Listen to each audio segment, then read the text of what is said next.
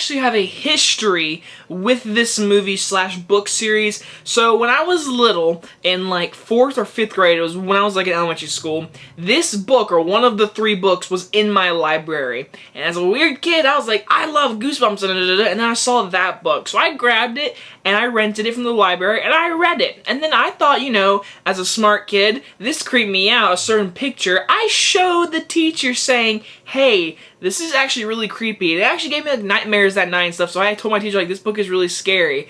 That teacher took that book back to the library, and like teachers and like council were like, this book is too scary, and they took all the scary storybooks out of the library because of me. Scary stories to tell in the dark. This is a new anthology movie that is directed by the guy who did I don't know what. I have not a clue this guy directed.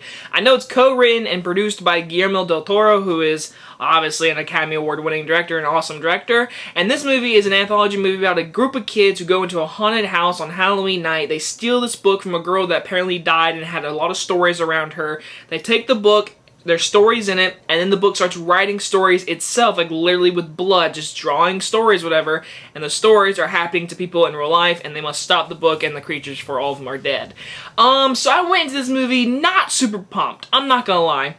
I remember when this movie got announced during the Super Bowl or whatever, I remember seeing that teaser, I was like, that looks interesting, and then I remembered, like when it got close to like a month ago, I was like, oh, I read that book. I'm the reason why that book got taken out of my library. And then I was like, oh, because I didn't even realize that this movie was based on the books. And I'm dumb for not even thinking that, but it is. So then the trailers didn't get me to it, and then I finally watched it, and then I will say this.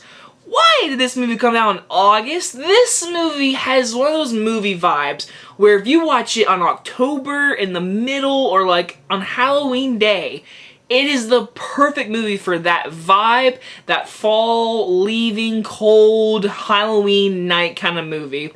And you know what? I had a blast with this movie. It's not revolutionary or whatever, but I will say this movie, for what it was, to me, it should have been just trash. But it exceeded that and went over the board. It was really a fun movie. First things first, the directing is extraordinary. I mean, I loved it. And the movie was filmed on film. I know it is. It has to be.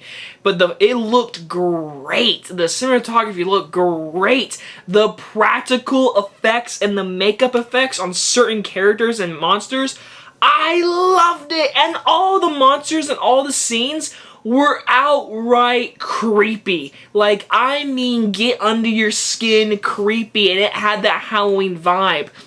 It definitely, and there was like 40 people in our theater tonight, and I'm gonna tell you right now, everyone jumped a few times. I got creeped out on one scene. There is a woman who is just disturbing to look at, and you can't look away, and she is just creepy, and I was like, ew. But the movie had a great vibe of scariness and Halloween and just chilling, and I loved that tone and feeling.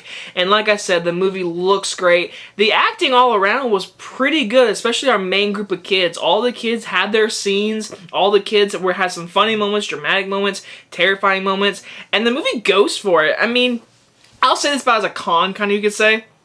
I don't know what kind of audience the movie is going for. Yes, it's PG-13, it is a horror movie, and PG-13 can never, not saying PG-13 can't suck, because Insidious is a prime example. Great movie, great horror movie, PG-13. This movie, it definitely like makes you feel like this is like the adult version of Goosebumps. People compare that to like Goosebumps, but adult version. But it came out in the 90s, so people who grew up reading those books are gonna come and watch this movie and be like, oh, and not be too scared. But this movie is made, it's like a set in 1968, whatever, and there's a bunch of old figure stuff. So the movie is going toward a adult audience, but it's PG-13, so kids can come watch it, whatever. So the movie itself, I would say, does a disservice in not knowing what general audience it's going for. Yes, it's a horror movie, but I don't know if you could say it's a Goosebumps kid movie where you could bring your kid to go see, like a 13-year-old, 12-year-old, and up could possibly see this movie. 10-year-olds and 11-year-olds below, I would say they'd be pretty nightmarish and scarred as children. But besides that, this movie just definitely didn't know its general audience, if I had to say the biggest con, whatever. And some of the CGI is not the greatest. There's a certain creature in this movie that I feel like there are practical effects during certain scenes, and I loved it. And then it switches to CGI when it moves, whatever, and I was like, you are computer generated, that's not a thing. But overall, the movie's fun. There's great, creepy, scary scenes. The monsters look great for the most part. I mean, the acting was fine. It was a fun movie. It's not like revolutionary. It was just a good time. I mean, there's some great scares. The 1968 vibe was very well known and it looked great, and it was a film on film. Again, I had a blast with this movie. I'm gonna give Scary Stories to Tell in the Dark a B+. I highly recommend this movie, especially for these past, like, few months. There hasn't been anything, like, majorly amazing besides, like, Once Upon a Time in Hollywood and stuff like that, and Spider-Man. But this is a small little horror film that's PG-13. It's good, it's well-directed, it's just a good little scary time. I do wish it came out, like, in October, because it just has that great fall, cold, Halloween vibe.